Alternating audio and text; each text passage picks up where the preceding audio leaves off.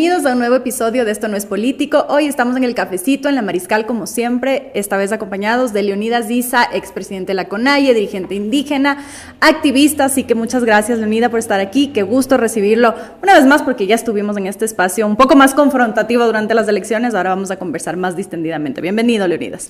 Querida María, muchas gracias por la invitación y quiero a través de este medio muy importante de comunicación a nivel nacional extender mi saludo a los ecuatorianos y ecuatorianas aquí en el territorio nacional, pero también a nivel global. Muchas gracias por la invitación. Gracias por estar aquí, Leonidas. Empecemos quizá por cómo es que usted se empieza a formar en la decisión de convertirse en un líder político. Hoy la política parece una mala palabra, la gente joven no quiere participar.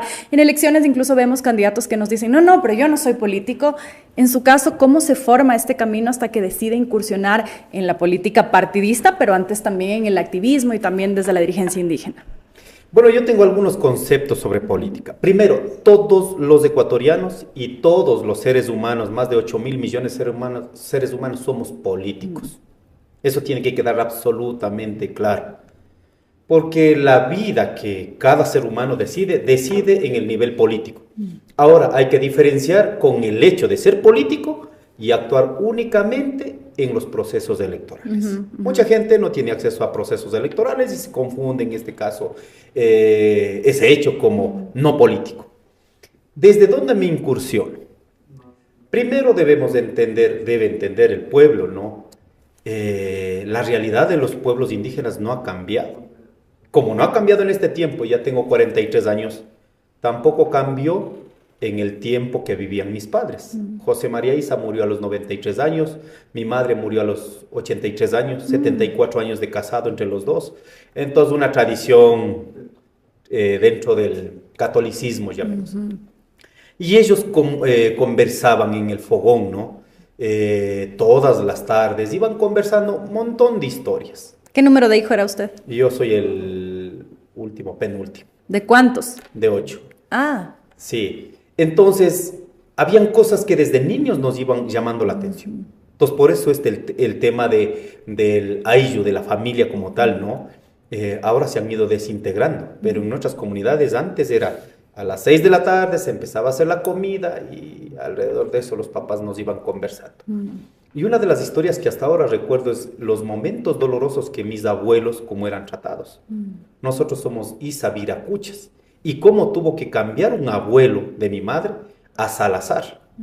Se cambió el apellido. Claro, le obligaron el tiempo del Huasipungo. Habla en las estribaciones de los ilinizas, cómo iban cambiando de apellidos, ¿no? En función del dueño de las tierras. Así es, en función del dueño de las haciendas. Y en ese proceso, lógicamente, había como un coste, ¿no? De los Issas, Viracuchas, llanos, en este caso ya Salazar, por mi madre sobre todo, del abuelo, que habían cambiado ese apellido. ¿Por qué? Porque de pronto los apellidos indígenas eran muy, muy tratados mal. El idioma obligaron a desaparecer en toda esa región. Y en ese proceso uno va tomando conciencia nomás. No es que uno ha preparado desde el nacimiento para ser líder o político, sino solo va tomando conciencia, va tomando postura frente al mundo. Y uno de los pasajes más dolorosos que me llegó al alma realmente que conversaba es que vos trabajabas en la hacienda, pero no podías usufructuar del trabajo propio. Por ejemplo, dice que cultivaban las papas. Cuando había cosecha no podías llevar la papa gruesa o la papa redroja o redrojilla, como se conocía, sino la papa cuchi, o sea, el desecho, ¿no? Y una vez dice que han hecho una fiestita en la casa y llevaron unas 4 o 5 papas escondidas. Identificaron y procedieron a hacer un proceso muy doloroso, ¿no? Hicieron recoger la leña al mismo abuelo, hicieron prender la fogata en una montaña, pusieron un tiesto de barro, ya cuando estaba caldeando, invitaron a toda la gente y delante de la gente le pusieron en las nalgas, digamos, ¿no? Le quemaron. Le quemaron. Hasta como una forma de castigo. Claro, a la gente dijeron, cuidado lo que puede suceder con los a que su vayan abuelo llevando. esto. Sí. Un abuelo del abuelo de mi mamá sería bisabuelo. Bueno, más o menos logramos hacer hasta 1840, 50 una reconstrucción del árbol genealógico. Árbol genealógico, sí, efectivamente. Estaba en ese proceso y ya perdí la vida de mi madre. Entonces esas cuestiones me ha quedado golpeando. Digo, ¿por qué tenemos que ser tratados de esta manera los indígenas? Obligados a perder el idioma los indígenas y todo eso, ¿no? Y bueno, ya en mis 15 años tenía mucho cuestionamiento, realmente. Creo que ahora los jóvenes de este tiempo hay pocos realmente que se cuestionan la situación de la vida. Leía mucho desde muy joven. ¿Cómo se acerca a la lectura? Yo creo por mi hermano. Tenía una biblioteca. Seguramente esa biblioteca, ahora mismo estoy haciendo una investigación, los libros de las luchas continentales, la lucha de Cuba, la lucha de Nicaragua. Ahí había un libro de Omar Cabezas que se llamaba La Estepa Verde de Omar Cabezas. Ese fue como el libro que más me generó una reacción, ¿no? Luego a Paulo Freire, por ejemplo, de educación, y a mis 18 años estaba leyendo mucho a Leonidas Proaño, por ejemplo, porque yo fui catequista desde los 15, 16 años, pasé 3 años en la catequesis, no quería quedar solo únicamente adorando a Dios, ¿no? Pidiendo de favor a Dios que cambie la vida. Si el ser humano no toma conciencia de la vida aquí, puedes pedir todos los días de rodillas a Dios, no va a cambiar. Entonces ahí tuve problemas en la iglesia cuando nosotros instalamos esta idea del evangelio inculturado, que no era solo amar a Dios, sino también que respeten nuestra espiritualidad propia, el amor a la Pachamama, al sol, a las montañas. Ahí de pronto había una tendencia de padrecitos, de curas, ¿no? Que no estaban de acuerdo con aquello. Pasé 4 años de presidente dentro de los catequistas jóvenes. ¿Y cómo así decidió hacerse catequista? Bueno, ahí creo que es por mi papá. Mi papá desde muy joven fue, hasta que falleció, catequista al servicio de la iglesia toda la vida. Era muy cercano a la iglesia católica. Absolutamente. No solo cercano, creyente, ferviente. Y nosotros fuimos, más que por tradición, fue por como un traspaso, ¿no? Esa responsabilidad. Y claro, de mis hermanos, mi hermana Laura era también muy católica, fue catequista, pero no mucho tiempo, pero yo sí, bastante tiempo. ¿Y cómo es su relación con Dios? Bueno, yo creo firmemente en una espiritualidad propia de los pueblos, pero nunca van a ver a Leonidas Issa negando las otras formas de espiritualidad. Siempre digo, hay una sola religión y hay un solo Dios. Y ese Dios en cada pueblo, en cada cultura, puedan poner los diferentes nombres. Pues bien, pero amamos a un mismo Dios y una sola religión. ¿Cuál es esa religión? Es el amor. El amor en cualquier cultura, en cualquier civilización, lo que va a hacer es provocar una necesidad de querernos, amarnos y respetar como seres humanos. Así que respeto todas las tradiciones, todas las espiritualidades, entendiendo que hay un solo Dios. Si yo amo a la Madre Tierra, amo a los seres humanos, y ese Dios puede ser israelita, puede ser palestino, puede ser de cualquiera de las versiones, simplemente queremos el bien para los seres humanos. Así que no tengo problema. Claro, el concepto que puede cambiar es del bien según quién cree que el bien es qué, porque ese concepto puede variar de una persona a la otra. Pero ¿cómo fue quizá crecer en los años 80 en Cotopaxi, ¿no? Ahí es donde usted nace y crece. Así es. ¿Cómo fue? En el 82, a las 5 de la tarde, dice, un 18 de junio, mi madre, desde muy joven quedé como solo, tenía un problema mi madre, se quebrantó en su útero, hemorragia de sangre, entonces quien quedó a cargo es mi hermana Rogelia, por ello es como mi segunda madre, ¿no? Ella me creció hasta ya a la edad de la escuela, un poco más también incluso. ¿Vivía con ella usted? Claro, en mi casa, con mis juntos. Hermanas, todos juntos, ¿no? Pero su mamá estaba delicada. Fui destetado desde muy niño. Entonces me dicen que crecieron con la leche de la vaca mocha negra, como me dicen mis hermanos, ¿no? ¿Y cómo era la vida en el campo? ¿Cómo era crecer en esa época? Porque a veces cuesta repensar en los años. Yo también nací en los 80 y es muy diferente, a pesar de que yo nací en la ciudad. Una época de mi vida viví fuera porque mi papá estudió fuera del país, toda la familia nos fuimos. Y la relación, yo siempre me acuerdo, por ejemplo, escribir cartas. Era literalmente a mis primas, mis abuelos eran las cartas o los cassettes grabados porque no había teléfonos, no había computadoras. La llamada se hacía una vez al mes quizá. ¿Cómo era en su caso crecer esa infancia en el campo en una época en la que no había celulares, no había conexión, era muy diferente a como es ahora? A ver, en nuestro tiempo, imagínense, si eso pasaba en la ciudad, Claro, imagínense en el campo. claro. A nosotros, yo recuerdo, que sería de unos 5 o 6 años tal vez, como un recuerdo nomás.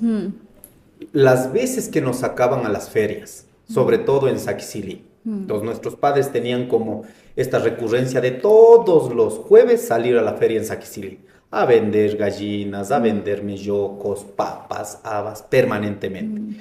Y en cada viaje había veces que nos iban llevando a los hermanos en turno, ¿no? Entonces uno estaba esperando cuando nos toque el turno a nosotros.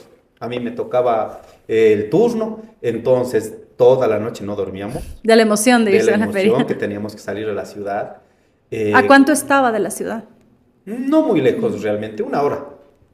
Para usted parece no muy lejos, a mí se me hace Sí. una locura. Las Claro, distancias en el campo son totalmente diferentes. sí. La concepción de las distancias a Y la los ciudad, ¿no? caminos Claro, jodidos, ¿no? claro. Claro, y las ferias se iban a las 4 de la mañana, entonces uno tenía que estar a las 4 de la mañana. Se llegaba, me acuerdo, en una feria que nos fue llevando a vender zanahoria, sería un poco más grande, ¿no? Entonces los papás, como tenían que hacer otras cosas, si no salía rápido el mercado, entonces nos iban dejando encargado. Cuidarás de hijito, que no mueva, ¿no? Me acuerdo que llegó una señora por la zanahoria y no llegaba, no llegaba, no llegaba. Y finalmente mis padres llegaron como tarde y no vendimos la zanahoria. Entonces eran así como cosas así recurrentes en las ferias, ¿no? Creo que hasta ahora no han mejorado esas condiciones realmente. ¿Y cómo Porque nos el trabajo en la comunicábamos? tierra durísimo también, el trabajo de la Claro. tierra es muy duro. Sí, pero cuando se encariña con la tierra, yo por ejemplo, cuando dejé de producir, sobre todo ya en el movimiento indígena, para ser presidente del movimiento indígena 2017 al 2025, ¿cuántos años estamos ya? Es 8. 8 años, un poco no he hecho agricultura permanente. Uno extraña eso. Y ahorita estoy nuevamente volviendo a trabajar la tierra, a desintoxicar, porque hemos venido trabajando solo con químicos, ¿no? Entonces, cuando uno encariña con la tierra realmente no puedes desprenderte de la tierra. Así, por eso la vida de los agricultores, así no ganes cuando vas a vender, pero el agricultor nunca va a dejar de producir, porque es el amor a la tierra, el amor a tu comida, que últimamente están mucho entrando al monocultivo. Eso también hay que un poco ir analizando con la gente. Entonces, en ese tiempo las comunicaciones no existían. Para nosotros la forma hacia afuera, no teníamos de pronto un familiar en la ciudad, sino en las mismas comunidades. Entonces, creo que no había ni siquiera la necesidad, ¿no?, de comunicar. ¿Y cómo se relacionaba el campo con la ciudad, con lo que pasaba? Por ejemplo, pienso en las decisiones políticas. Usted nace ya después del regreso a la democracia, pero en los primeros años del regreso a la democracia, ¿había una percepción del país? Porque a veces cuando uno le pregunta, ¿y cómo es de Ecuador? Bueno, depende. ¿Qué Ecuador? ¿El rural, la costa, la sierra? ¿Dónde? ¿Cómo era esa percepción del país y de la vida política, de lo que se cocinaba y de lo que usted eventualmente iba a ser parte en algún momento? 1990 ya recuerdo. 8 años. Estaría 8 años. ¿Cómo era? Lo que no ha cambiado hasta ahora. La percepción hacia el campo es discriminación. Hay mucho racismo. En ese tiempo había mucho racismo. Ahora lo sigue habiendo. O sea, hay una sociedad y unas autoridades que piensan que porque somos del campo no podemos hablar siquiera. No podemos tener ideas divergentes, diferentes, ¿no? Medio hablamos lo que creemos que para nosotros los del campo está bien, por ejemplo, cuidar la tierra, cuidar las montañas, cuidar el agua, no explotación minera. ¿Qué dicen? Estos atrasapueblos, estos subdesarrollados, no entienden nada. Entonces eso no ha cambiado estructuralmente, yo creo desde el Huasipungo, el Estado moderno, no ha cambiado realmente, ¿no? Por ello también en esa percepción de incomprensión, llamemos, de una parte de la sociedad y de las autoridades, piensan que cuando vienen a imponernos con paquetes tecnológicos importados, piensan que vamos a mejorar la producción, por ejemplo. Yo tengo una sistematización que lo he hecho desde 1950, cuando se da la famosa revolución verde en el mundo, que dijeron hay 500 millones de seres humanos con hambre, entonces vamos a aplicar el modelo revolución verde. 2025, 1.000 millones de seres humanos con hambre. ¿Ha cambiado? No ha cambiado. Más bien lo que han hecho es desertificar los campos, desertificar los páramos. Entonces ahí, por ejemplo, ¿por qué? Simplemente porque no tomaron en cuenta las bases, la tecnología, la ciencia, la técnica de la forma de producción de la agricultura de los propios pueblos originarios. Para mí, ahí está el problema. Pero esto cuando decimos, estos atrasapueblos, estos que no entienden de desarrollo, lamentablemente hay una percepción en ese nivel. Me he permitido poder hacer una comparación, ¿no? El modelo de producción en Estados Unidos, he estado en Estados Unidos, el modelo de producción en Francia, he estado en Francia, y el modelo de producción en China, he estado en China. Ahí lo que puedo decir es que, por ejemplo, en China han logrado guardar la técnica, la sabiduría de los mismos pueblos para producir su soberanía alimentaria, lo que no está pasando en otros países. Y un tema que es recurrente, y recuerdo que la última vez que estuvo aquí, usted vino con recelo, esa vez estaba con público y dijo que tenía a veces un poco de recelo, dijo con los hermanos mestizos, eso fue el término que usted utilizó, no me acuerdo cómo lo formuló, pero porque dijo que había vivido algunos episodios de racismo e incluso nos contó de un episodio en un avión en plena campaña que le habían dicho, habían utilizado términos despectivos que se utilizan en una sociedad que todavía es clasista, racista, machista. ¿Cómo empieza a configurarse esa sensación quizá de ser diferente, entre comillas, a lo que se considera lo normal, entre comillas, el citadino que es más blanquito, que no tiene la trenza, que no tiene el sombrero, que no... porque en una sociedad, insisto, tan racista como la que todavía vivimos, todo lo que pueda tener un rasgo indígena, todo lo que pueda parecer indígena, suele tener una carga de racismo. ¿Cómo empieza usted a sentir desde niño esa diferencia quizá entre otros niños que no necesariamente lo han sentido? Hay algunos momentos bien jodidos en mi vida sobre el racismo y la discriminación. Pero creo que el patrón general no ha cambiado. Ahora he llegado a la siguiente conclusión después de todo esto. Si tú tienes una sociedad que cultiva a través de la educación, a través del arte, a través de la política, todas estas formas de reproducción, si no cuestiona aquello, vas a seguir reproduciendo una sociedad colonialista. No, estos códigos, la moral, que la sociedad no cuestiona. Pero si es que esta sociedad es cuestionada, esto empieza a ser como una semilla que germina en la madre tierra, ¿no? Por ejemplo, para una semilla germinar tienes que romper la tierra. Yo siento que estamos en ese momento. Claro, al final ocupar espacios de representación, sí, y tal es importante. Y no creo solo representación, porque también reducimos un problema institucional, un problema de autoridades, sino de la sociedad. Por ejemplo, un pasado que ahora pienso que un cierto sector de la sociedad no estaría dispuesto a decir, oye, pero eso ya es del pasado. Por ejemplo, yo en mis 12 años fui jardinero, 2 años, 3 años más o menos, íbamos a sembrar, a podar. Esto en algunas veces lo he contado también, en la ciudad de Ambato, en Salcedo, en La Tacunga. Imagínense, estaba lloviendo. Teníamos chance de pedir un corredor, nosotros conocemos el corredorcito, ¿no? En la casa donde usted estaba trabajando el jardín. ¿Por qué no nos permitieron entrar en ese corredor? No estaba pidiendo adentro de la casa, sino en una covacha. No les dejaron. Simplemente no dejaron porque estaba con sombrero, porque era indígena, seguramente porque estaba sucio, porque estábamos labrando la tierra, y nos mandaron a una covacha donde estaban durmiendo los perros. Y esos perros tenían tantas pulgas que a nosotros nos subieron como un ejército. Entonces, eso para mí, por ejemplo, en estos tiempos estoy escribiendo la tesis, ¿no? Eso era normal, eso es normal en muchos sectores. Pero en esa época, justo porque me hace pensar en algo, el otro día compartiendo una mesa había algunas mujeres y estábamos compartiendo, recordando cuando éramos muchachitas y el acoso en las calles. Y hago la comparación porque a veces una no está consciente. Y con estas mujeres que estábamos compartiendo, decíamos, sí, a mí una vez yo pasé por una construcción, sí, yo que me iba por un bus, yo en la universidad, y todas tenían alguna historia de acoso o de violencia con una carga de género muy fuerte. Pero no estábamos conscientes en esa época. Hoy regresamos a mirar y decimos, ay, ese profesor no debió haber hecho eso, o no debimos haber dejado, o tal cosa.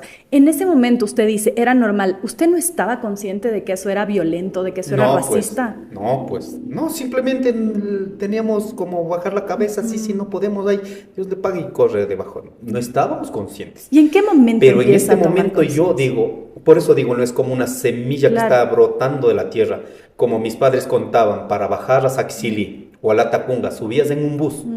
Mi mamá dice que estaba embarazada. pero en este caso el chofer del bus pedía de favor, si subía alguien con corbata, algún hermano mestizo, pedía que por favor levante porque es más importante el señor mestizo que una indígena embarazada. O sea, le hacía levantar a su mamá embarazada. Claro, eso pasaba. O cuando llegabas a los tribunales, donde un abogado, ni siquiera un juzgado, había un grifo de agua donde tenías que lavar las manos, lavar los pies y entrar a saludar. Y uno tenía que saludar besando la mano. ¿Pero de qué época estamos hablando? Era así como normal. ¿Hasta hace cuándo? Yo supongo 90, 92. O sea, usted sí recuerda eso. Claro, mis padres cuando, por ejemplo, bajabas a la gobernación o bajabas a la prefectura a hacer algún trámite, porque ya eran dirigentes, mis padres ya eran dirigentes. Entonces, para entrar, ahora entiendo por qué hacían lavar los pies. ¿Por qué? Porque estaban con botas y las botas de caucho, lógicamente, generaba un sudor y eso era pestilente. Entonces, si querías entrar, no podías entrar con ese olor. ¿Te puedes imaginar? Eso era normal. Por eso tenían institucionalmente una llave de grifo de agua a la entrada para que puedas hacer eso. Ahora yo creo que esas cuestiones han ido cambiando de a poco. ¿Por qué? No es porque la sociedad ya ha dicho, sí, entendamos a los indígenas, entendamos a los otros, no, sino porque ya teniendo autoridades indígenas, estos pequeños cambios han ido dándose. Por eso decía también el tema de la representación, Sí. Porque al final, ¿quién más conoce la realidad que la propia persona que surge de esa realidad? Pasa con el pueblo afro, con los indígenas, con las mujeres incluso, cuando a veces, no sé, estamos hablando de los lactarios, a nadie se le hubiera ocurrido un lactario si no era una madre que tuvo que dar de lactar para poder ponerlos en la asamblea, en los espacios donde hoy se pone. Y regresando un poco a lo que usted menciona sobre normalizar esto, ¿hubo en algún momento un punto de quiebre en el que usted empezó? Porque yo entiendo que esto es un proceso, ¿no? Y es un camino y no necesariamente hay un día en el que uno se ilumina y dice, esto era así. Pero ¿hubo algún momento en el que quizá usted dijo, esto no me cuadra, que empezó como a tener estas dudas sobre esta relación quizá tan diferenciada entre unos ecuatorianos y otros? Sí, fue a mis 18 años. Realmente 17, 18 años, estoy en reconstrucción esto aún todavía. A los 16 años ingreso a la Universidad Católica del Ecuador, al programa Pymes. 2 años pasé formándome para administrador de empresas. Entonces acabé, era como un diplomado, una cuestión así. Danilo Grander, el director de carrera, no sé si estará, no sé dónde estará. Espero algún momento encontrar mi director. Tengo unas fotos, estoy viendo esto, ¿no? En ese programa no estaban solo indígenas, habían otros hermanos mestizos. Claro, sentía yo de esto de ser jardinero, luego venir a Machachi a sacar zanahoria. ¿Por qué nos hacían trabajar más a los indígenas? ¿Por qué un indígena no podía ser jefe de obra, por ejemplo? Tenías que ser albañil, tenías que ser máximo hasta ese nivel, ¿no?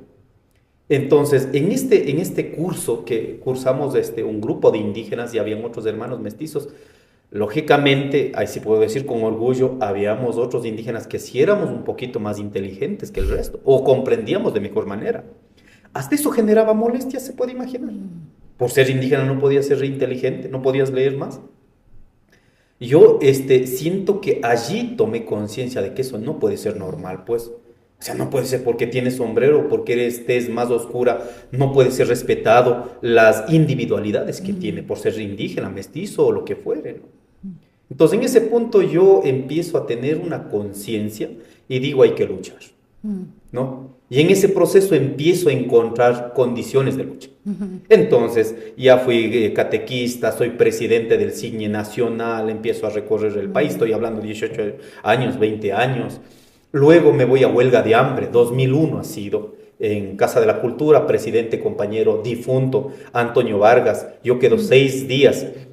¿Por qué era la huelga de hambre de 2001? ¿Con 19 años usted? 19 años. Justamente ahí estábamos 18 años, como cumplían 19 años. Una cuestión así.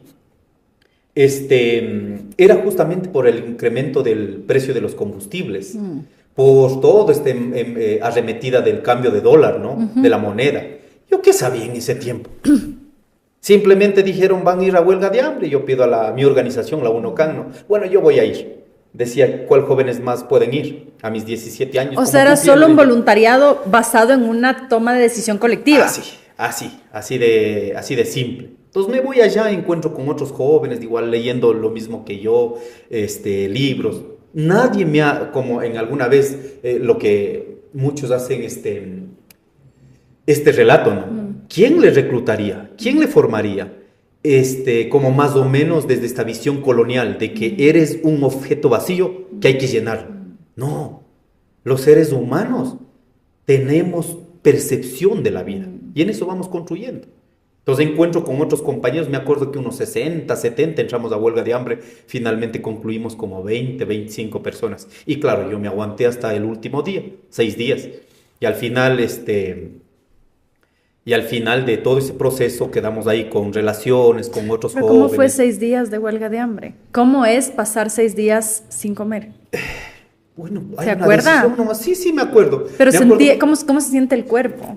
Bueno, no era que tampoco dejaban sin nada, ¿no? Nos daban un poquito de agua para que no reseque el organismo, nos decían. Bueno, agüita nos daban así como una vez al día, no me acuerdo. Pero de ahí pasamos bien. Realmente, me acuerdo que cuando me daba hambre, hasta el tercer día. Después de eso ya no daba hambre, porque estaban cocinando abajo en la Universidad Salesiana, me acuerdo. Habían avisado a mi mami manda llorando a mi hermana que venga con cucayo. Cucayo es la tonguita, ¿no? Entonces viene con habas, viene con huevos, viene con papas. Digo, no, estamos en huelga de hambre, no se puede comer acá. ¿Y su hermana no se fue preocupadísima? Claro, se fue, pero ya entendió finalmente. Porque además venían de una familia, usted dice, con esta dirigencia, el ejemplo de sus papás, es decir... Sí, mi papá sobre todo. Mi mamá no ha sido dirigente, pero incidía mucho. Mi papá, dirigente de la Cotopilaló, de la UNOCAN, era técnico del proyecto Randimpa, se llamaba. Producían miles de quintales de papas en las comunidades, desde una visión colectivista. ¿Qué pasó en esa huelga de hambre? Luego de eso, los médicos dijeron que tenemos que volver a comer de a poco. Claro. O sea, sopita, una cuestión así, ¿no? Claro, yo llego en la UNOCAN y me van votando en Quito. O sea, los dirigentes ni siquiera se acordaron que tenían un joven ahí en huelga de hambre. Yo a las 7 de la noche en la plaza de San Francisco. ¿Estaba solito? Solito. Estaba con la camisa blanca, pantalón plomo. Así estábamos en la huelga de hambre. Y digo, ¿y ahora? ¿Qué hago yo en Quito? No conozco. Antes era el terminal de Cumandá, ¿no? De ahí salían los buses que iban al centro y sur del país. Claro, me subo en una cooperativa nacional de Saquicili. Iba a la Tacunga. Y me querían cobrar pasaje en Tambillo, ahora Tambillo, ¿no? Antes se daba la vuelta por Guamaní. Digo, no tengo pasaje, vengo de huelga de hambre, nada. Y me querían bajar ese momento el controlador, el que cobraba. Claro, es que usted no tenía dinero. Digo, vean, no sean malitos, por favor, entiendan. Y a 7, 8 de la noche, yo agarro del tubo y no bajé. Y me acuerdo una señora allí. ¿Quién será? Quisiera encontrar a la señora. Dice, déjele, yo voy a pagar el pasaje. Y me pagó el pasaje. Ay. Llego en la entrada ahora, que es cárcel de la Tacunga. Me dejan ahí el bus. Ahora, ¿en qué carro subo a Toacaso? 9 de la noche ya sería.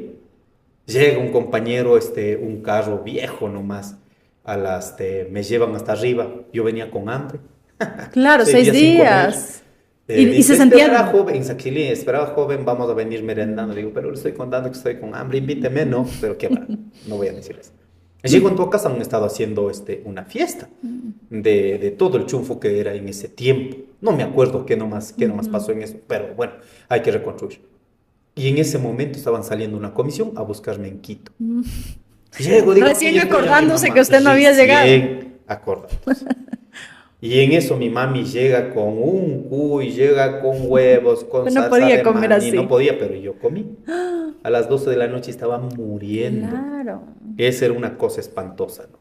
Espero que no hayan pasado con otras cosas. Entonces, un poco para cómo ha ido moldeando la conciencia frente a la realidad de cómo vive nuestra gente, y finalmente acaba de dirigente de la organización más importante que es Pero la usted es CONADI, ¿no? bien político, ¿no? Porque incluso en sus respuestas es bien político, o sea, tiene una carga, o sea, es interesante porque aquí se ha sentado un montón de gente de distintas líneas ideológicas y tal, y unos tienen una carga mucho más fuerte que otros, o sea, a usted le cuesta un poco salirse de lo político para la parte más, por ejemplo, humana. por ejemplo, pregunto yo, ¿cómo es usted como papá? ¿Cuántos hijos tiene?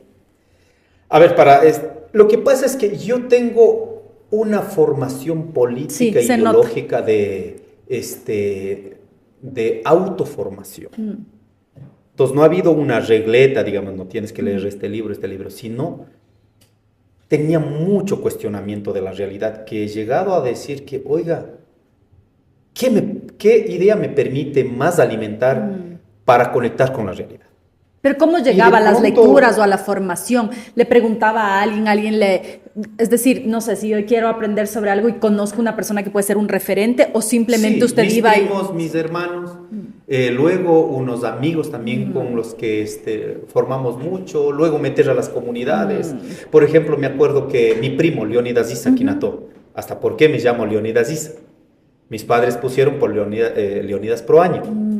Entonces siempre, para que vea cómo estaba la concepción de mis padres, ¿no? Por Leonidas Issa Quinatoa. Leonidas Issa Quinatoa, ¿por qué? Por Leonidas Proaño, ¿no? Entonces ellos andaban, por ejemplo, en ese tiempo con estas Betamax. No sé si se acuerdan de esas grandotas. Donde se metían los cassettes Exactamente. grandotes. Pero más antesito de eso, habían unos aparatos así grandotes que solo iban proyectando.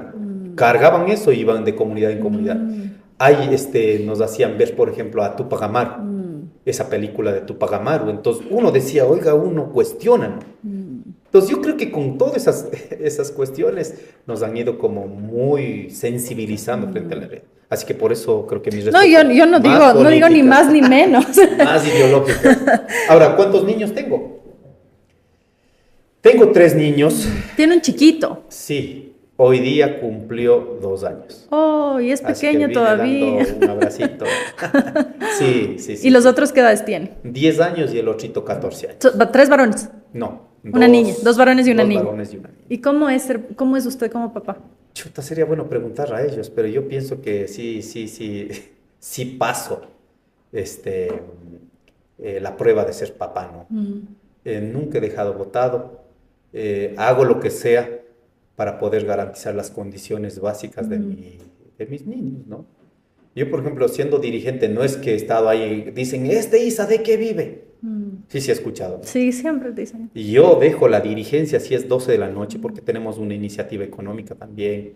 Eso le iba a decir, me imagino que la dirigencia tiene un fondo igual, ¿o no? Se paga un Si es que se puede hacer autogestión, no es que ahí en la CONAI haya establecido un presupuesto, listo, el que llega, no, hay que hacer autogestión. Si es que puedes autogestionar, listo, para la cobertura a todos los dirigentes. De ahí, todos los dirigentes. ¿Y quién financia? Porque ese es otro de los cuestionamientos que siempre se hacen, ¿no? ¿De dónde? Y ahora regresamos a lo que usted menciona, pero ¿de dónde? ¿Cómo se financia la CONAIE? ¿Cómo se financian cuando hacen manifestaciones, cuando hay marchas? ¿Cómo se financia eso?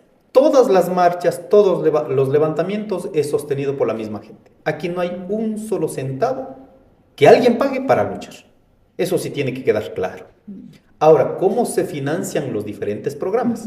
Nosotros, en mi caso, por ejemplo, en la CONAIE desarrollamos 5 ejes. A nivel global hay procesos de cooperación, nacional e internacional. El Estado ecuatoriano hasta ahora no ha puesto un solo bendito centavo, partido por medio, como decían mis mayores, para discutir la plurinacionalidad, para discutir la interculturalidad, para discutir la justicia indígena, para discutir el derecho a la consulta previa, para discutir la soberanía alimentaria. ¿De dónde se obtiene? Se hacen proyectos institucionales. Por ejemplo. Por ejemplo, Unión Europea. Ajá. ¿Y financia qué? Yo participé. Digamos, un proyecto de la Unión Europea, ¿cómo era? Proyecto de justicia indígena, proyecto de fortalecimiento a la consulta previa libre e informada en ese límite. O sea, lo que está garantizado legalmente, lo que corresponde al Estado ecuatoriano. El Estado ecuatoriano tiene líneas de cooperación. Entonces, hay que dice en esta ley, ahora mismo está modificando el gobierno nacional, ¿no es cierto? La de fundaciones. La de fundaciones, que no es solo atacar a las ONG, sino a las organizaciones. Está claro la ley, donde dice los niveles de cooperación en estas líneas, en estas líneas, en estas líneas, en estas líneas. En consecuencia, nosotros hacemos de acuerdo a lo que dice la legalidad y de acuerdo a los objetivos de las cooperantes a nivel internacional. Yo, por ejemplo, escribí para la CONAIE en el 2017, me parece, un proyecto de fortalecimiento de los 21 derechos colectivos. ¿Ganamos? Un fondo. Un fondo. Ese fondo no es que llega de una a la CONAIE y gastas como quieras, no. Tiene que ir justificado, cada línea de acción, proyectos. Es decir, si hicimos talleres, si es que hicimos... Exactamente. todo. Eso tiene que ser justificado, o sea, todo legal. Claro. Entonces, si no existiera aquello, se puede imaginar, no vamos a tener condiciones mínimas ni siquiera de discutir los derechos de los ecuatorianos. Y atado a lo que usted decía hace un momento de que le dicen de qué vive Leonidas Issa y que usted dice que procura cubrir las necesidades de sus hijos, ¿cómo empata eso? Estar frente a la CONAIE, que es una organización importante, además estuvo al frente de 2 paros en 2019 y 2022 que generó una movilización, una profundización de la polarización, pero a la vez tener que ocuparse de recibir un sueldo, un monto, lo que fuere, para poder mantener a su familia. ¿Cómo equilibra esas cosas? Yo principalmente tengo una iniciativa económica, que no sé si valga decir, pero de eventos. Por ejemplo, el compañero que ayuda a administrar esta cuestión saca eventos, listo, hay que trabajar en tal lado. ¿A qué hora? 9 de la noche. 9 de la noche yo estoy allí. Hay que levantar los equipos. ¿A qué hora? 2 de la mañana. 2 de la mañana estoy aquí. Estoy allí. Entonces, ese trabajo, por ejemplo, es más viernes, sábado y domingo. Entonces, hago trabajos institucionales, listo, el fin de semana, a la hora que sea, lo que diga el responsable, listo, ahí estamos. Y de eso vive. ¿De qué vamos a vivir? Claro, efectivamente, de eso. Que además su esposa estuvo enferma, ya está mejor. Está saliendo realmente. Claro, nos llegó un año tremendamente jodido. Mis 3 hijos tuvieron que operarse. No, los 2 hijos y mi esposa, 3 del núcleo familiar tuvieron que operarse. El año anterior, en 2024. Sí, el 2024. ¿Y ya están los 3 bien? Ya están bien, ya están bastante bien. Porque eso también en un contexto de debilitamiento del sistema de la salud pública es muy complejo hacerse atender y todo. Difícil, muy difícil. Por eso cuando hablan por encima que el sistema de salud está así, si no conocen, realmente es muy doloroso. Por ejemplo, para tratar un cáncer, en salud pública es imposible. No es por nada, pero yo tuve que hacer un chancho solidario. Para su esposa. Para poder recuperar algo de recursos. Yo les quiero agradecer enormemente a las compañeras mujeres, sobre todo. Las compañeras mujeres se pusieron al frente, se hizo una campaña y pudimos pagar en Solca. Imagínense, algún ecuatoriano que se enferme, el que tiene plata puede recurrir a esto, pero los que no tenemos plata, tener que ir a morir en el sistema de salud pública. Eso es la realidad que está pasando para la mayoría de ecuatorianos. ¿Qué le dicen sus hijos? Bueno, mis hijos ya saben que soy luchador y lo que está claro para mis hijos he ido inculcando también desde muy jóvenes es que la lucha no es una opción, es una realidad a la que hasta morir vamos a estar apegados. Dijera, una opción de luchar, una opción de trabajar. ¿Qué hacemos? No, las 2 cosas son absolutamente necesarias. Si no se alza la voz, yo me niego a ser un ciudadano que no pueda analizar la realidad. Tengo hermanos indígenas que insultan, pero Dios mío, no sé dónde tienen tanta cosa. ¿A usted? A mí, hermanos indígenas. Te puedes imaginar, han inventado que yo tengo plata, que tengo casas. Apenas recién estoy, no sé si vieron en el video que estoy haciendo una casita, subiendo el 2º piso para que pueda, imagínense, durante todo este tiempo no he tenido ni siquiera para poder dar un cuartito independiente a mis hijos. Estoy haciendo yo mismo. Si soy maestro mayor también, soy albañil, digamos. Lo estamos construyendo ahorita en este momento. Por eso tengo todas las manos hoy. Imagínense en todo este tiempo y la gente entre pobres diciendo que tengo casas, flota de aviones, este señor hasta decía, un indígena, que tengo propiedades en Estados Unidos, en Europa, pero tanta cosa. ¿Por qué cree que sus propios hermanos, como les llama usted, le dicen ese tipo de cosas? Lo que pasa es que si no tienes una sociedad culta que analice la realidad, lo más fácil que ha hecho los oponentes políticos es construir narrativas, generar el chisme, y ¿qué es lo más favorito para la gente? Difundirlo. Que tú sientes a leer un libro, que saques tus conclusiones, o simplemente escuchar el chisme y reproducir. Reproducir el chisme. Es lo que está pasando con muchos de mis hermanos indígenas. ¿Y no se agota? Yo, o sea, personalmente yo realmente no voy a votar. Pero no hay momentos en los que tiene ganas de decir, ahí está su tontera. No, yo creo que no, pero he llegado un momento de decir, oiga, pero ¿por qué? Sí ha agotado. Hay momentos que no quiero salir de la comunidad. Hay momentos que no quiero salir ni siquiera de la casa, ¿no? Sí se agota, pero siempre digo, si no se sostiene esto, no se va a poder cambiar la sociedad. Y no estoy diciendo que cambiar la sociedad ahora, sino ser una chispita más, una semillita más en esto de que está creciendo, rebrotando, ¿no?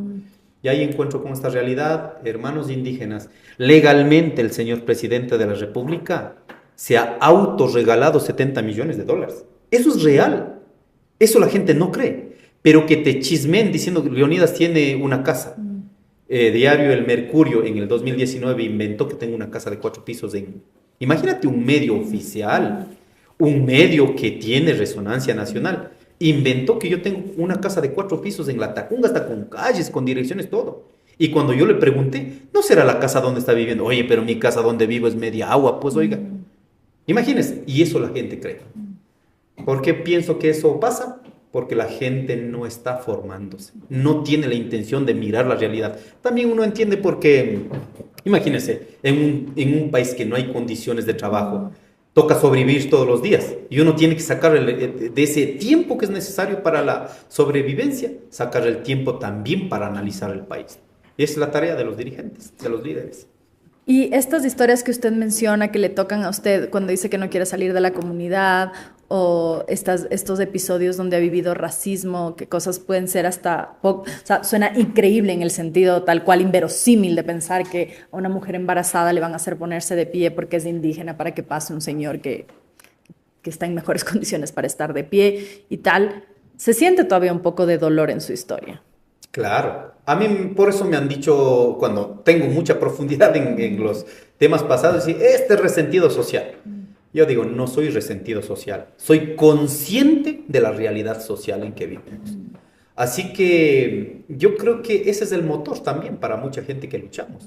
Si no te indignas, si no te duele el pasado, entonces simplemente eres un zombie, ¿no? ¿Y cómo se curan esas heridas? Porque de una u otra manera entiendo el tema de la lucha, pero también entiendo, al menos a mi modo de ver, que tiene que haber un trabajo personal sobre la historia que todos tenemos, porque todos tenemos en mayor o menor medida pesos, dolores y demás. Y cómo eventualmente en algún momento de su vida trabaja esos dolores que además viene cargando de generación en generación. Lo que usted cuenta contado de sus abuelos o bisabuelos, de su madre, la suya propia, eventualmente podría haber esa carga trasladada también a sus hijos. ¿Cómo se cura eso? ¿Cómo se sana? ¿Cómo se trabaja? ¿Cómo se...?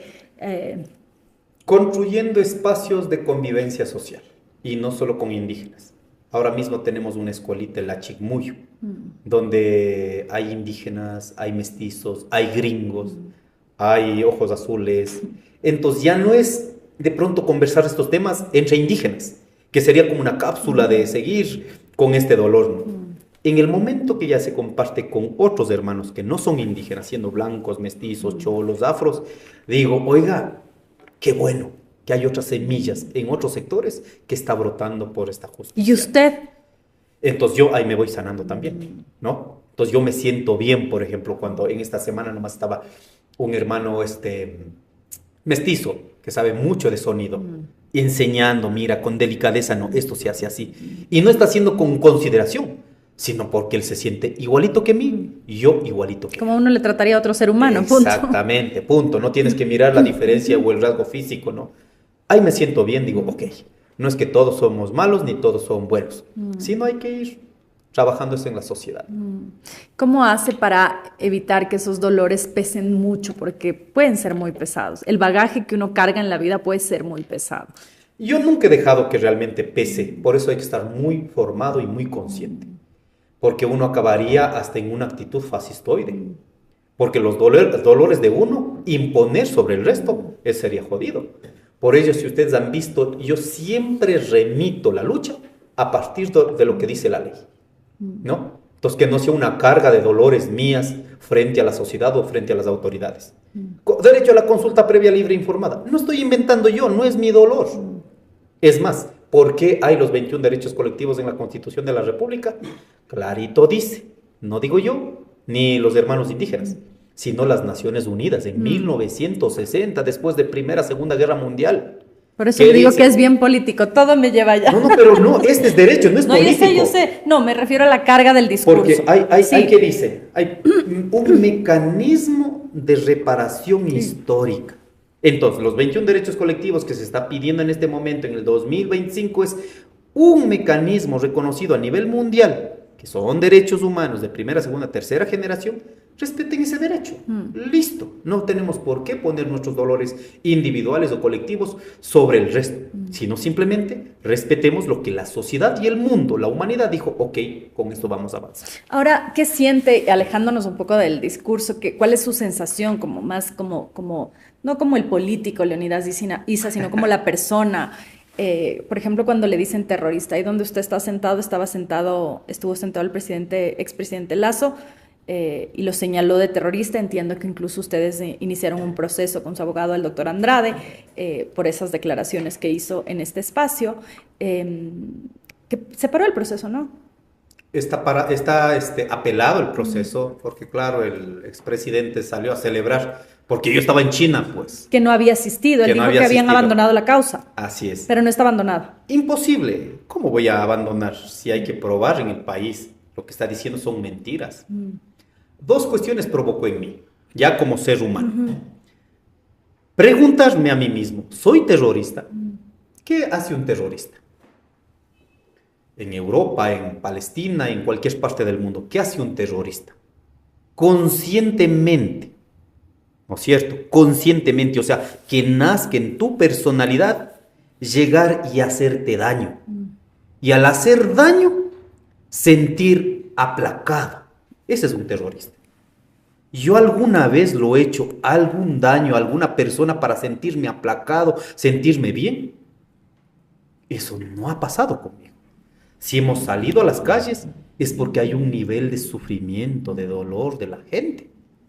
2019, 2021, es la pobreza. ¿Por qué cree que dos personas no se pueden sentar? Por ejemplo, en el caso suyo, en su momento con quien era presidente en ese momento, Lasso. Sentamos. Yo sé, o sea, dos ocasiones. Digo, cuando ya un poco todo estalló. No, antes. Recuérdeme. 4 de septiembre del 2021. Un poquito antes. Un año antes, no solo un poquito, un año antes. Ah, no, es que primero fue 2019 y era el presidente Lasso, Moreno en 2019 y después vino con el presidente Lasso. Así es. En Moreno, de igual, se sentó, me acuerdo clarito, vea, soy bueno para las fechas. 23 de agosto fue la decisión, mucho más antes. El día... 2 meses antes del... Viernes 4 de julio o 6 de julio, 2018, asimismo, un año antes, se sentó con el movimiento indígena. Pero esto siempre solo engañan al movimiento indígena. ¿Ahí qué quedamos? Había el decreto 445 que en el 2023 modificó el señor presidente de ese momento, Lasso, sobre la restitución del sistema de educación intercultural bilingüe, la restitución de la Universidad Amauta Iguazí, que debía ser simplemente ejecutar lo que dialogando se llegó a acuerdo. Pero no, eso solo fue para engañar al movimiento indígena.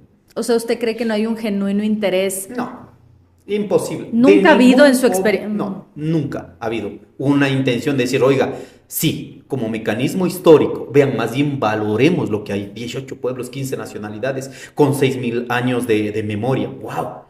Esto potenciamos culturalmente, económicamente. O sea, ningún gobierno, usted dice que empieza la huelga de hambre 2001. En 2001 estaba ¿quién? El presidente Noboa, Gustavo Noboa, que reemplazó.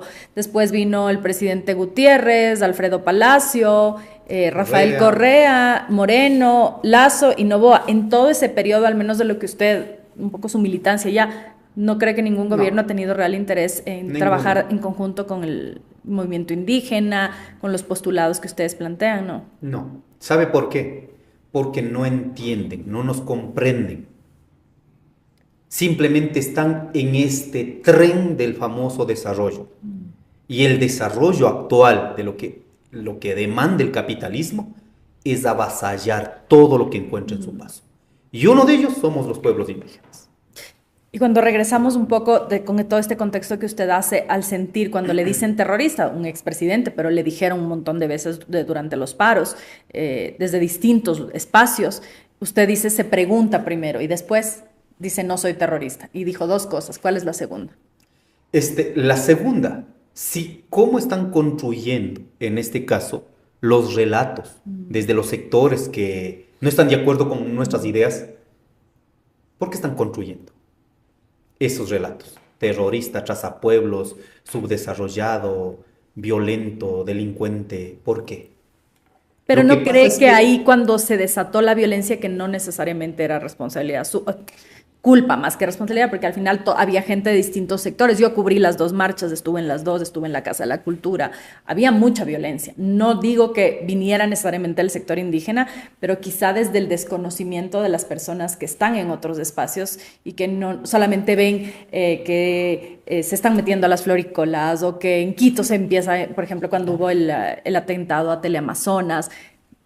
Estoy tratando de hacer de abogado del diablo. ¿Puede haber una incomprensión también desde ese lado? ¿O cómo lee usted el hecho de que termina una marcha? Porque históricamente las marchas de los movimientos indígenas siempre han sido pacíficas, hasta 2019 y hasta 2022, que de nuevo no necesariamente le atribuyo al movimiento indígena, pero algo tuvo que haber pasado para que haya esta debacle. ¿Cómo se explica esto y qué responsabilidades asumen ustedes? O usted, digamos, usted personalmente, ¿cuál es su feeling de lo que pudo haber pasado? Bueno, antecito de esto. Entonces, la otra parte, primero construir esta idea del terrorista y cómo me siento yo, y frente a esto yo pregunto, ¿no? ¿Por qué lo hacen? ¿Por qué no pueden debatir políticamente, ideológicamente sobre las ideas, sobre la política real? No han podido debatir. Permítame decir, 200 años de la vida institucional no se ha logrado consolidar una burguesía de clase en este país. Lamentablemente, no tenemos ni siquiera eso. Entonces recurren a ideas de chisme, de especulación, porque ha concluido el debate. Entonces, por eso yo pienso que si realmente queremos sacar al país en adelante, debe ser disputa y debate de ideas. Porque uno está aclarando chisme tras chisme, esto es una cuestión. Segundo tema, seguir pensando, permítame, estimada María. Dígame lo que quiera decirme. Seguir pensando que la violencia llegó en el 2019 con los pueblos indígenas y luego violento en el 2022, eso es no revisar un poquito más atrás. Solo miremos la lucha de 1990 cómo fue, 1992 cómo fue, en el 2000 cuando estábamos luchando contra la era de la lucha contra el ALCA, los TLCs y toda esta cuestión. En todos esos procesos, ¿cuántos hermanos han muerto? Lo de 1990, lo de Chimborazo, que fue tremendamente agresivo. ¿Y qué ha hecho los pueblos indígenas? No es que ellos inician la violencia, sino nosotros simplemente defendemos de la violencia estructural. 2019, ¿cuándo se vino a Quito? Después de una semana en territorio. O sea, si el presidente de la República, siendo alguien sensible, que entiende a todos los ecuatorianos, y no solo está a favor de una clase política y económica en este país, porque está ordenado, dijera, pues no, si tienen razón, oiga, 123% incrementamos en el precio de los combustibles. No es el problema de los señores transportistas, es el problema para los más pobres. Sube las cosas y la gente más pobre Pero hay no una puede. mirada política. O sea, lo que quiero decir es, sin defender ni ponerme del lado de ninguna de las personas, al final, si uno sabe que esa es la mirada política de X gobierno, en ese caso era el de Moreno, luego vino el de Lasso hablando de los dos paros, no se puede esperar que cambien esa mirada política, ¿o sí? Sí, y tuvimos que hacer retroceder. Usted vio que el día domingo 13 de octubre se hizo retroceder con el decreto 883. Entonces, sí hay cosas. O sea, sí funciona. Sí funciona. Si no se hacía esa lucha, la economía era mucho más caótico en este momento. ¿Ya? 2022 dicen, oiga, pero recurrieron a la violencia. Si no se hacía eso, no ganaba el pueblo más de 1.500 millones de dólares. Algo se dio para la salud. Vea, no es por nada, pero en este momento, por ejemplo, se está celebrando la institucionalidad de la Universidad Amauta Iguazí. El día viernes 13 a las 12 del día con el ministro de gobierno, ¿cómo se llamaba? Clever Jiménez, no era Clever Jiménez. No, Clever era el asambleísta. Y luego el prefecto. Francisco Jiménez. 2 horas antes de ir a la firma en la Universidad Católica, se firmó para que cumplan con el presupuesto para la Amauta Iguazí. ¿Cuánto nos daban? $700,000 para la universidad. Finalmente quedó establecido $7 millones, se entregó el edificio, vehículos. gracias a la lucha.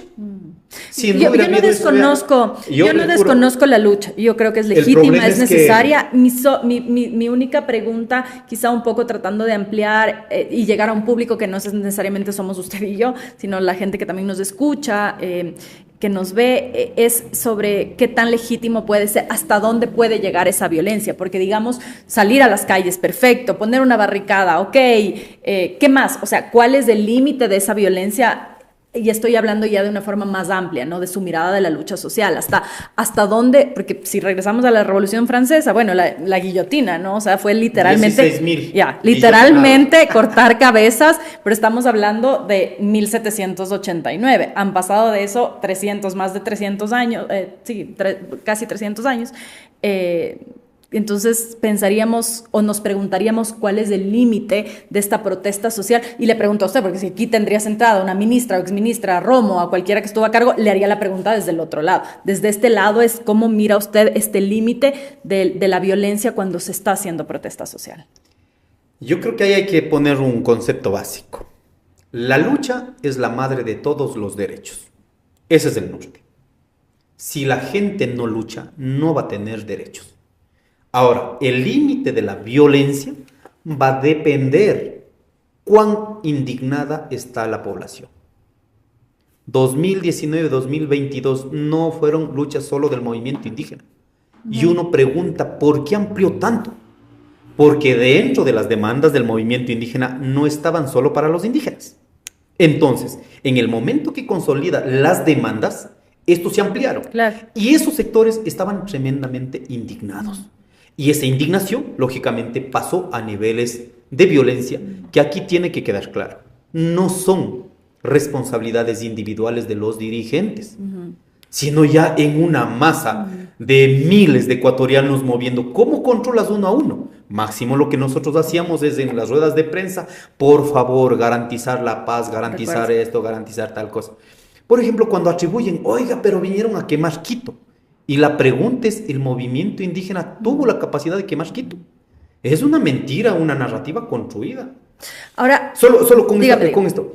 Mire, en el libro El Estallido está sistematizado todo lo que dice Coavisa, Teleamazonas, todo eso. Ahí está clarito cuántos puntos en todos esos días. Más de 2,000 eventos en la ciudad de Quito. Uno pregunta, ¿cuántos eventos estaba ya directamente vinculado al movimiento indígena? Casa de la Cultura, Salesiana, Universidad Central. Y el resto de eventos, norte de Quito, sur de Quito, en todos los lados, no eran hermanos indígenas, eran quiteños indignados frente a la realidad, que en una movilización anclada al movimiento indígena se levantaron indignadamente también. Si no entendemos estas particularidades, si no pueden construir una narrativa política, vamos a acabar acusando de que aquí hay ecuatorianos buenos, ecuatorianos malos, ecuatorianos terroristas, ecuatorianos no terroristas. Eso no debe ser la constante de la política ecuatoriana. Para eso, cambiar, ¿qué necesitamos? Realmente cuadros políticas que se formen, que lean por lo menos, para construir ahora usted una versión dice diferente. Que el nivel de la violencia va a ser de acuerdo al nivel de las demandas o de las necesidades, más o menos. Si vemos lo que está pasando en Nepal, termina prendida a fuego la esposa del presidente o del primer ministro, y eso da cuenta de que el mundo está viviendo un momento complejo. Es difícil pensar o es doloroso pensar, no sé qué calificativo darle, que esta conversación sobre que hay mucha violencia antes de que sea la violencia evidente, es decir, violencias del abandono, violencias que no haya habido respuestas a montones de niños en el campo, o las condiciones que usted mencionaba hace un rato para trabajar la tierra de la que todos nos alimentamos, que podemos entender que también había violencia, pero quizás esa violencia no se ve, es silenciosa, y de repente cuando llega a Quito, y entonces en Quito los quiteños vemos que ya está aquí, entonces ahí sí se siente de una manera diferente, y todo esto para decir, es muy peligroso lo que podría pasar. Si bien entiendo lo que usted quiere decir, es muy peligroso también decir que la violencia puede ir de acuerdo a las necesidades, porque podríamos inferir, podría sentirse que hay una justificación a que pase algo como lo de Nepal. Aquí arrastraron al Faro, o sea, quiero decir, que vuelvan a pasar actos tan barbáricos como los que hemos visto a lo largo de la historia del mundo. Cada violencia no resuelta es una violencia que va acumulando en la sociedad. Y en algún momento que eso puedan manifestarse, acaban en violencias mucho más peores. Entonces, eso no es controlable ni por la ley, no es controlable ni por las autoridades. No se está trabajando en cambiar realmente esas violencias. ¿Cree usted que algo así pueda pasar en este país? No solo creo. Y eso, permítame poner no solo Nepal. Francia en este momento, Francia, de la misma Francia de 1789-93, que la clase política más violenta que ha conocido la humanidad se llama los capitalistas. Y lamentablemente los nuestros que están ahora dirigiendo el país piensan que son la clase más pacífica del mundo, la más violenta. Póngale ahorita Nepal, póngale nuevamente Francia, la clase política es la que en este momento está gobernando el mundo. Y ellos se asustan de la lucha de la gente y dicen estos son terroristas, son violentos. Oigan, no han revisado ni siquiera la historia, cómo nació el capitalismo de manera oficial. Entonces, ¿qué pienso ya en este punto de la historia de la gente? Si no queremos violencia, de a poco hay que trabajar las violencias estructurales que está en la sociedad. ¿Por qué no es posible? Ya como ecuatoriano digo, ¿acaso a usted no le indigna que las familias que pueden acceder al sistema de salud pública, el Estado ecuatoriano no debe poner el presupuesto que corresponde legalmente? Para hacer eso me dicen, ¿pero dónde van a sacar la plata? Dejen de regalar a los que siempre han sabido vivir del Estado, pues. La familia Novoa, 70 millones. Si no haces eso, lo que estás haciendo es cultivando la violencia en contra de la mayoría de los pobres y garantizando condiciones favorables para una clase política que no aporta mayormente para el país. Si no resolvemos esa cuestión, permítame decir, van a seguir aflorando los niveles de lucha. Ahora también las luchas han utilizado para sembrar incluso violencia programada. ¿Qué quiero decir con esto? 2022 sobre todo, cuando un grupo de policías decidido políticamente en las marchas enardecidas te llevan a sembrar más indignación. O sea, usted dice que había policías asusando. Pero claro, pues. Y es más, nosotros mismos, para que no salgan con el cuento del 2019, cada cosa, por favor, tengan control con guardias comunitarias, no vayan. Y empezaron a votar, a romper la fiscalía, acordaránse. Con nuestras guardias comunitarias fuimos a detener quienes eran policías infiltrados. Y nosotros pusimos la demanda. Vamos a ver si en la fiscalía lograron hacer algo. Y entre policías se acabaron cubriendo. ¿Y eso acaso no es sembrar terror en las mismas movilizaciones? Eso políticamente, programadamente, bajo decisión política del gobierno. Leonidas, usted dijo hace un momento que luchará hasta que muera. ¿Le tiene miedo a la muerte? Bueno, depende de qué perspectiva, ¿no? Leyendo a muchos pensadores, la muerte es la continuación si es que uno es semilla. Si uno queda impávido, no hace nada, no, pues solo mueres nomás.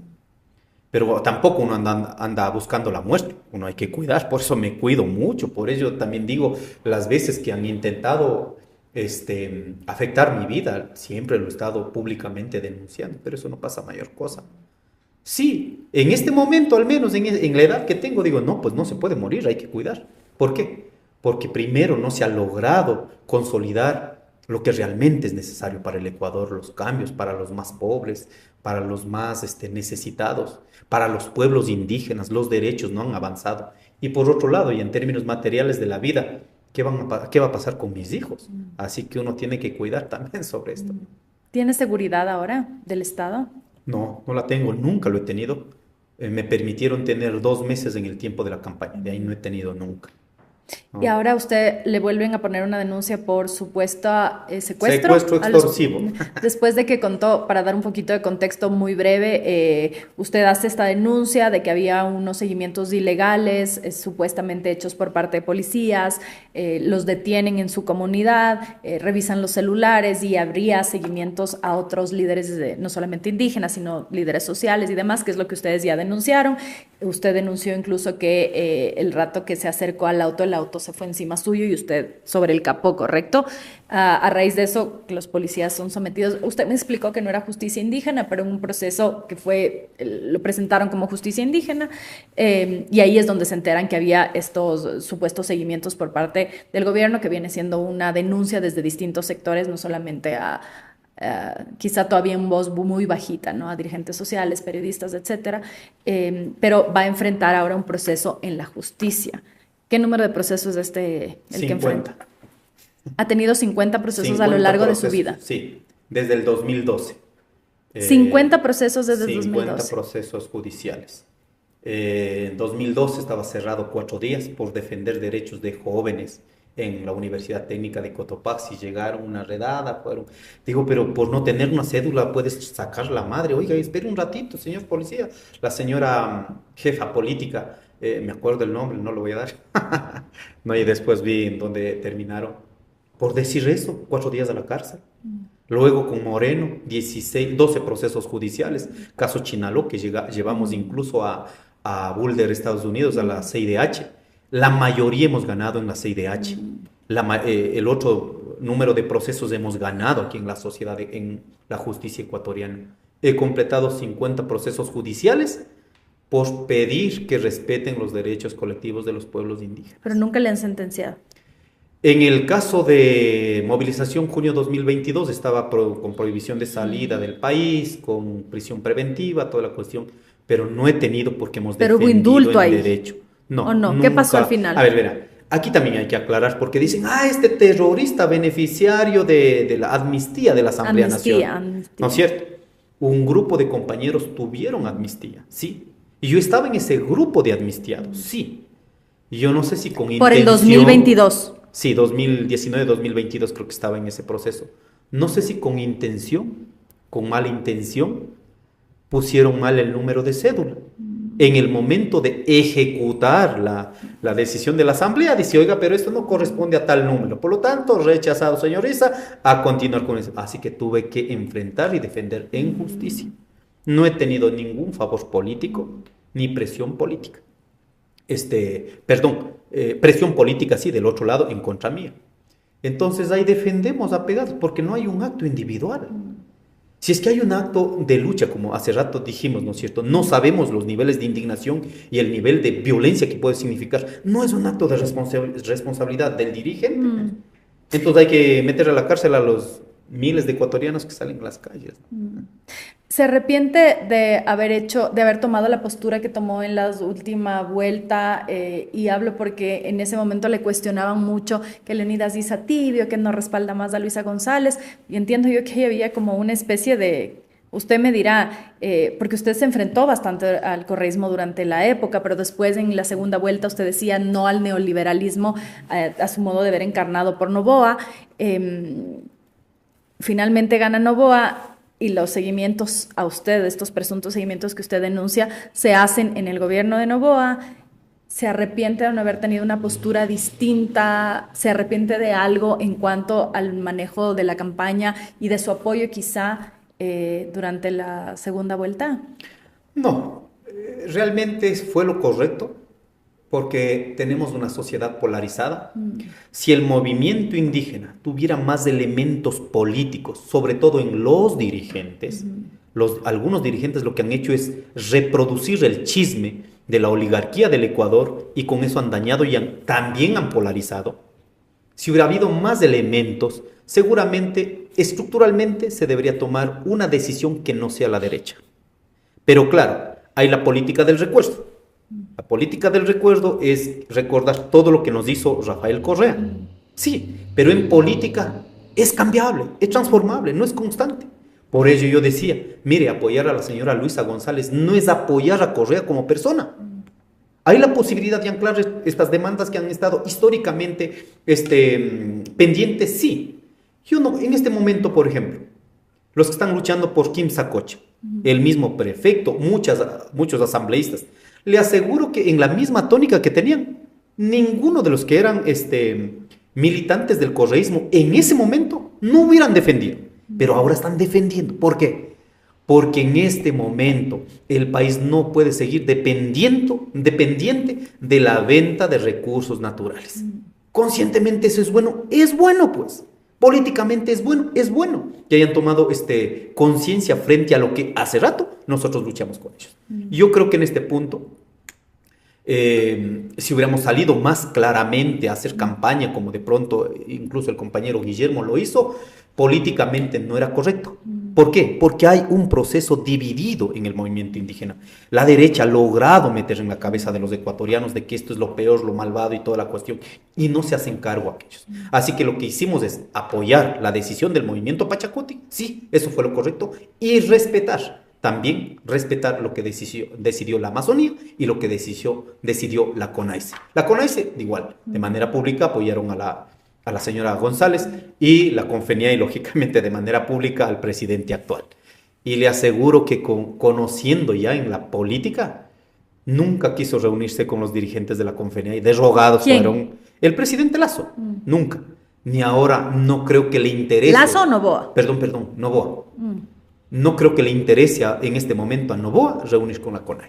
En esto estoy absolutamente consciente. ¿Por qué? ¿Sabe por qué? En el momento que vas a una mesa de diálogo, la CONAIE va a poner los puntos centrales.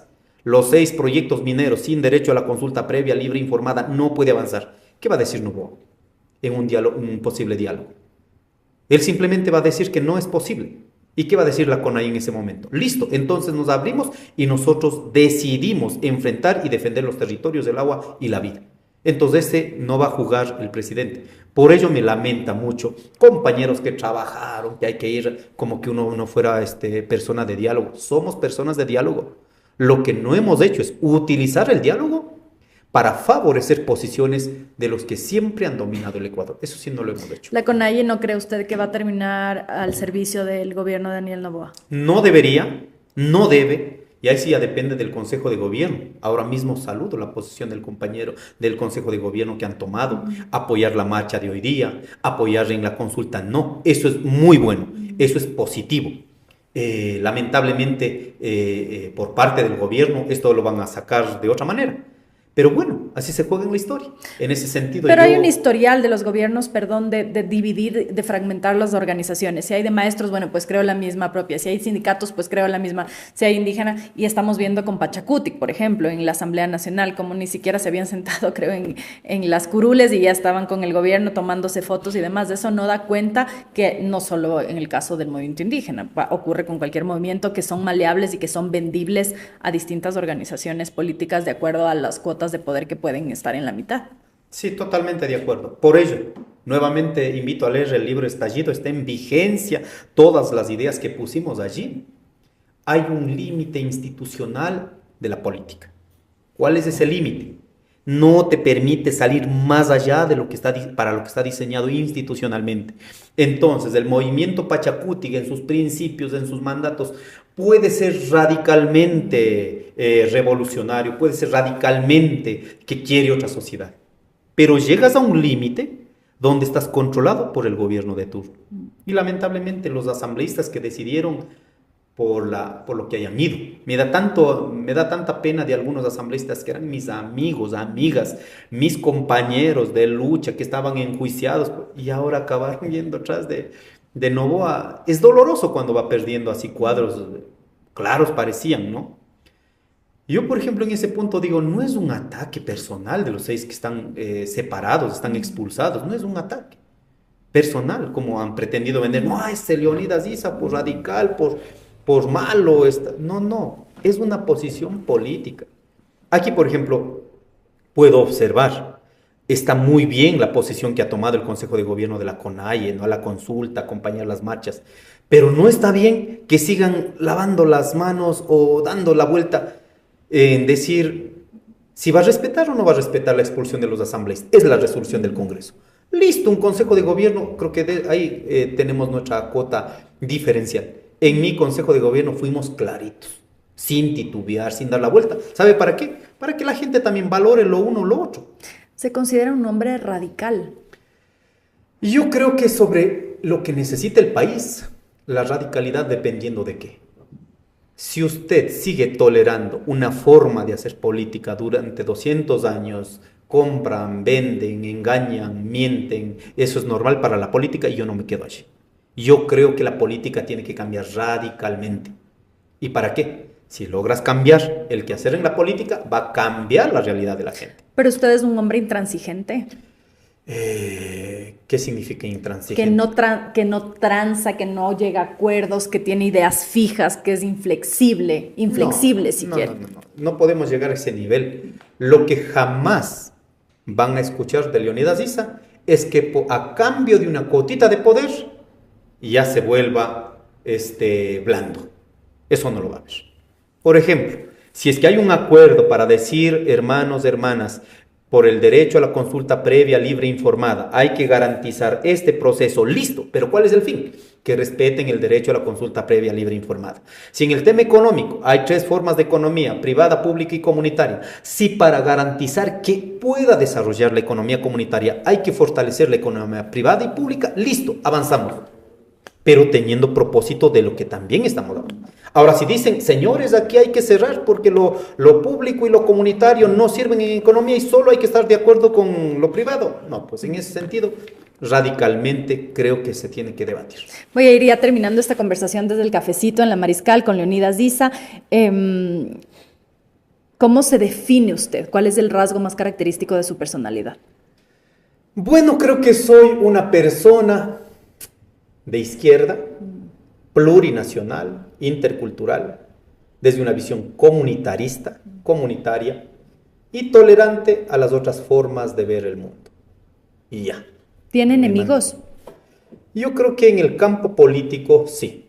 Hay muchos que no me quieren, pero asimismo hay muchos entrañablemente que defienden las ideas, sobre todo de los más empobrecidos. Hace un momento decía usted que algunos de los legisladores de Pachacutic eran sus amigos. A rato se siente como un camino un poco solitario, de la lucha que usted mencionaba retomando sus palabras. ¿Siente que es un camino solitario? No. Lo bueno de todo esto es que se ha logrado evidenciar todas las luchas, todas las voces no son en la soledad. Si miramos desde la perspectiva únicamente de un líder fuerte, de un caudillista, me sentiría solo. Eso no pasa. Desde esta visión sería tremendamente colonial, como en el chat me ponían, ¿no? El cuy, el solito, No. El capibara. El capibara y toda esa cuestión. No creo en la soledad. Lo que sí puedo decir es que en una tendencia que están más a la derecha hay más voces. En la tendencia donde yo estoy, los más pobres, los que están más en el territorio, hay menos voces. Eso sí, puede ser en la vocería, pero en términos de tener un compromiso colectivo, yo creo que en la línea de lucha en la cual también estoy representado, hay más voces en las que están a favor de la derecha. ¿Qué le hace llorar? Las despedidas cuando amigos o familiares se van de este mundo, así desconsoladamente he llorado muchas veces. ¿Cómo quisiera que lo recuerden? Bueno, yo creo que sería importante que me recuerden como una persona que ha cultivado frente a la realidad, que ha sostenido la lucha, he sido coherente, nunca me he vendido, nunca me han doblegado realmente, y que hemos podido aportar con las ideas por el bien del Ecuador y por el bien de los pueblos indígenas que estamos más de 6.000 años. Que me recuerden así, ya estaría bien. ¿Qué le falta hacer? Falta mucho, realmente falta mucho. Uno de mis sueños que ahorita mismo estoy dedicado en estos días es a profundizar y materialmente demostrar la economía comunitaria. Para empezar eso, he puesto todo lo que corresponde ya en términos concretos de la economía, mis propios bienes, lo que no haría un capitalista. Ya, listo. Yo quiero que funcione la economía comunitaria. ¿Ya? Ahora mismo estoy diseñando como 5 indicadores lo que debería ser en la comunidad. Voy a empezar allí para un poco ir, ¿no? Construyendo esta idea, porque si no también queda en la ilusión el tema de la economía comunitaria. En estos tiempos, sí, hay que recuperar la esencia de lo que significó. Ahí leyendo 7 ensayos de Mariátegui, que muchos me han acusado de esto, ¿no es cierto? ¿Cómo era la vida de los pueblos originarios en el continente? Estoy en esta idea de poder actualmente en el pleno siglo XXI, pero sin dejar las ideas de cómo significaron las economías mucho más sanas, digamos, para la sociedad. ¿Y volvería a candidatizarse como a candidato de la presidente de la República? Depende. Muchas veces, no es, mejor dicho, en mi vida no ha sido la decisión de Leonidas Issa. Realmente fue una decisión colectiva. ¿No se arrepiente? No, no me arrepiento. Finalmente tomamos una decisión. Claro, yo decía a mis dirigentes, no. Mire, 8 meses demoró hasta yo tomar una decisión. Porque yo les decía, miren, políticamente en este momento no hay que ir a la presidencia de la República. Vayamos sin candidato. Ahora lo digo ya, finalmente estoy fuera de la CONAIE y lo que pasó. Decía, lo más lógico en esta coyuntura, ¿cuál es? No ir a la presidencia de la República. Permítanme dirigir la cabeza de la Asamblea Nacional. Podemos tener unos 10, 12 asambleístas. Hacemos una agenda muy importante en la Asamblea Nacional y con cualquier compañero o compañera desde una posición colectiva se puede construir otra versión de la política ecuatoriana, plurinacional. Esa era mi visión. ¿Cree que habría sido mejor su rol frente a la Asamblea? Sí. Yo creo que hubiera sido muy importante. No creo que hubieran desbaratado en poco tiempo el número de asambleístas, porque yo no hubiera puesto intereses primero, sino cuál es la agenda, ¿no? Y en ese proceso también pedí en último momento, me acuerdo el 8 de junio, no voy a ser candidato. Imagínate, saber que tenía que operar a mi esposa por un cáncer. Dije, vean, sean solidarios.